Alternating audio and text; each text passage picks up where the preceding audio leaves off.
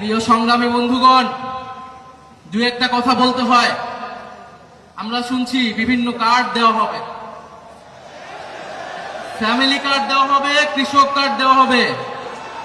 আমরা চাই কার্ড দেওয়া হোক, জনগণ সুবিধা পাক, কিন্তু এই কার্ড জনগণ পর্যন্ত পৌঁছাবে তো? 2000 টাকার কার্ড নিতে 1000 টাকা ঘুষ দেওয়া লাগবে না তো? তাহলে ঘুষ, চাঁদাবাজি সেটা যদি আমরা নির্মূল না করতে পারি, এই সকল সুযোগ সুবিধা কি জনগণের কাছ পর্যন্ত পৌঁছাবে? একদিকে বলা হচ্ছে কার্ড দিবে, আরেকদিকে ঋণ খেলাপিদেরকে সংসদে নিয়ে যাওয়ার চেষ্টা করা হচ্ছে।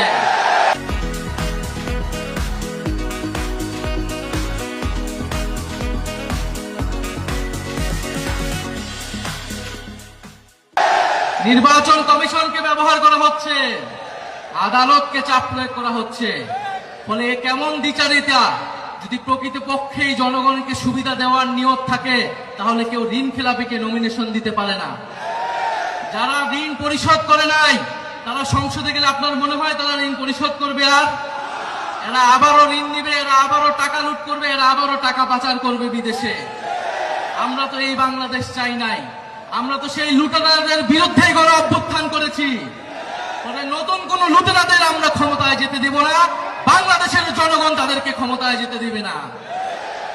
সংগ্রামী বন্ধুগণ, বলা হচ্ছে বস্তিবাসীকে ফ্ল্যাট দেওয়া হবে। বস্তিবাসী ফ্ল্যাট চায় নাই আমাদের কাছে, আপনাদের কাছে।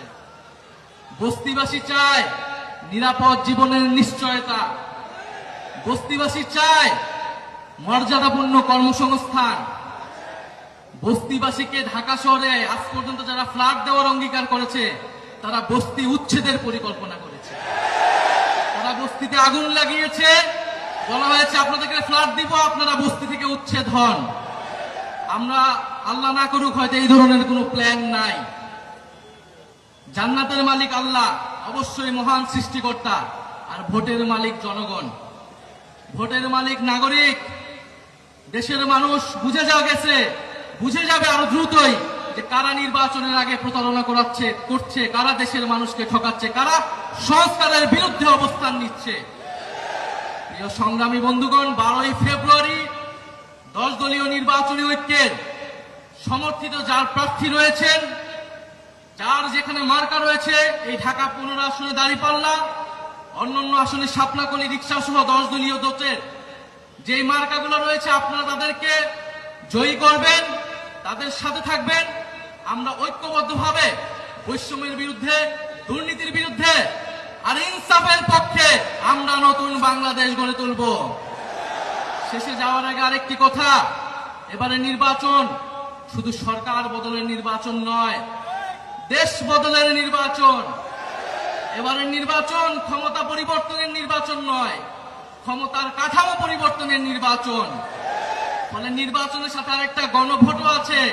এটা অনেক দল ভুলে যায়, কিন্তু আমরা ভুলি না, জনগণও ভুলবে না। ফলে গণভোটে আমরা কি দিব? গণভোটে পরিবারতন্ত্রকে, দুর্নীতিবাজকে, বৈষম্যকে, আধিপত্যকে, গণভোটে